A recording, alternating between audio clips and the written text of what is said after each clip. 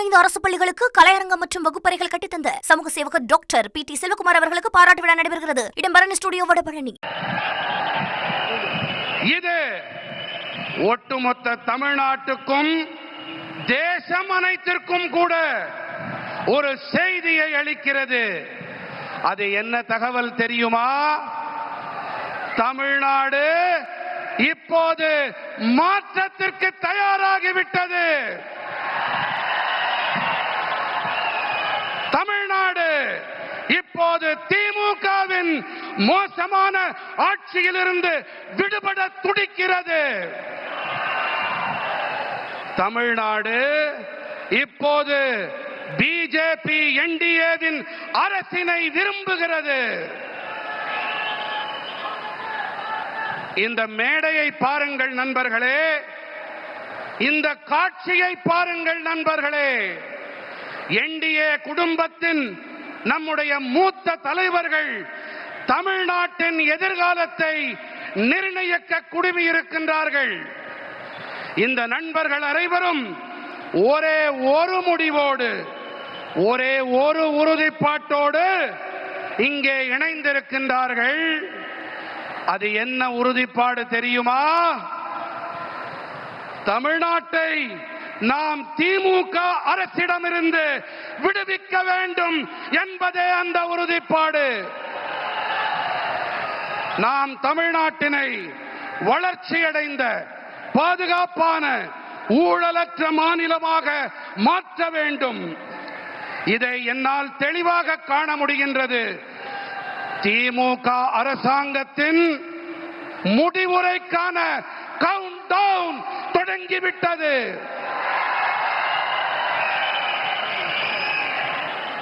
मैं अपने भाषण को आगे चलाऊं उसके पहले ये बिटिया को चित्र बना के लाई है, ये कब से खड़ी है। उधर कोई वरिष्ठ सज्जन भी मेरी मां का चित्र बना करके लाए हैं।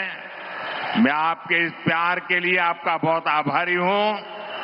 मैं मेरे SP जी के साथियों से कहता हूं कि आपसे वो कलेक्ट कर लें और ये बिटिया अपना अगर नाम पता लिख देगी तो मैं जरूर आपको चिट्ठी लिखूंगा. நான் என் உரையை மேலும் தொடர்வதற்கு முன்பாக நெடுநேரமாக அங்கே ஒரு சிறுமி, ஒரு குழந்தை என்னுடைய அம்மாவின் படம் என்று நினைக்கிறேன், அதை கையிலே ஏந்தி கொண்டு எனக்கு தர வேண்டும் என்று துடித்துக் கொண்டிருக்கிறது. குழந்தை, உன்னுடைய பெயர் அதில் இருந்தால் போதும், இதை நான் பெற்றுக்கொண்டு உனக்கு என்னுடைய நல்லாசி கடிதத்தை கண்டிப்பாக அனுப்புகின்றேன். என்னுடைய நண்பர்கள் அதை பெற்றுக்கொண்டு என்னிடம் தருமாறு கேட்டுக்கொள்ளுகிறேன். தேங்க்யூ பேட்டா. நன்றி பெண்ணே. ये बच्ची कुछ कह रही है, भाई जरा देखो. उसका नाम पता अगर नहीं लिखा है तो लिखवा लो. அந்த குழந்தையின் பெயர் முகவரியை தயவு செய்து அதிலே குறித்துக் கொடுங்கள். इतने प्यार से, इतने उत्साह से आई है बेटी. थैंक यू बेटा, थैंक यू.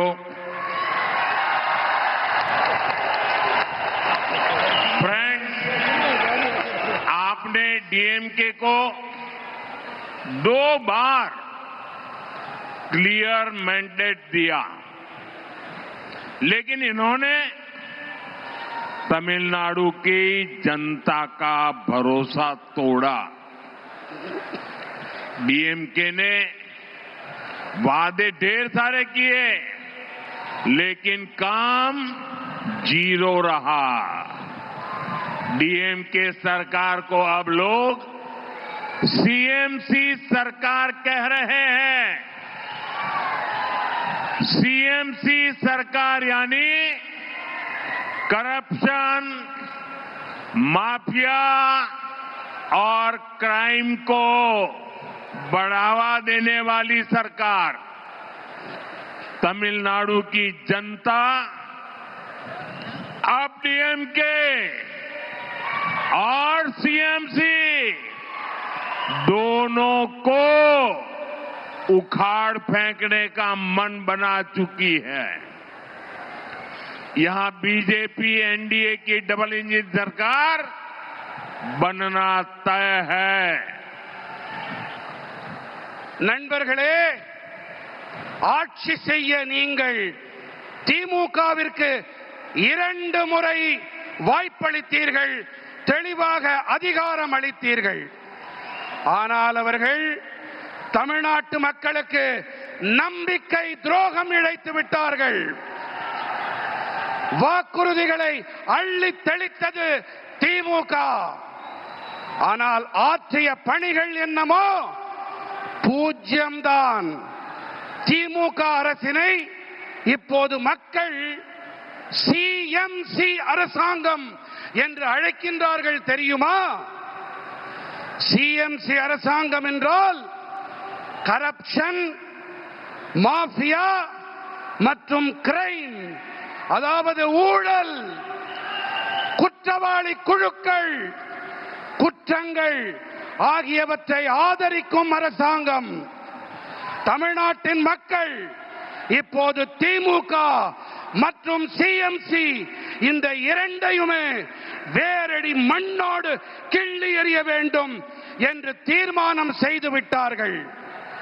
இங்கே தமிழ்நாட்டிலே பிஜேபி என்டிஏவின் இரட்டை என்ஜின் அரசாங்கம் அமைவது உறுதியாகிவிட்டது.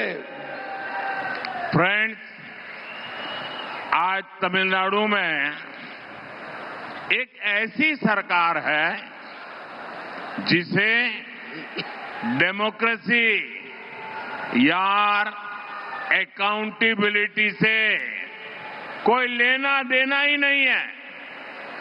डीएमके सरकार सिर्फ एक परिवार की जी हजूरी में ही लगी हुई है. अगर किसी को डीएमके में आगे बढ़ना है तो उसके पास सिर्फ 3 या 4 रूट्स हैं. Dynasty root, corruption root, abuse women root, abuse our culture root. और यही कारण है कि आज डीएमके में वही लोग आगे बढ़ रहे हैं जिनको इस प्रकार के काम आते हैं. इसका नुकसान पूरे तमिलनाडु को हो रहा है. तमिलनाडु का बच्चा बच्चा जानता है कि कहां कहां कितना करप्शन हो रहा है और करप्शन की ये कमाई किसकी जेब में जा रही है. நண்பர்களே, இன்று தமிழ்நாட்டிலே எப்படிப்பட்ட அரசாங்கம் இருக்கிறது தெரியுமா? இங்கே ஜனநாயகம் இல்லை, நம்பகத்தன்மையும் இல்லை. 25 அரசு பள்ளிகளுக்கு கலையரங்கம் மற்றும் வகுப்பறைகள் கட்டித்தந்த சமூக சேவகர் டாக்டர் PT செல்வகுமார் அவர்களுக்கு பாராட்டு விழா நடைபெறுகிறது. இடம் பரணி ஸ்டுடியோ வடபழனி.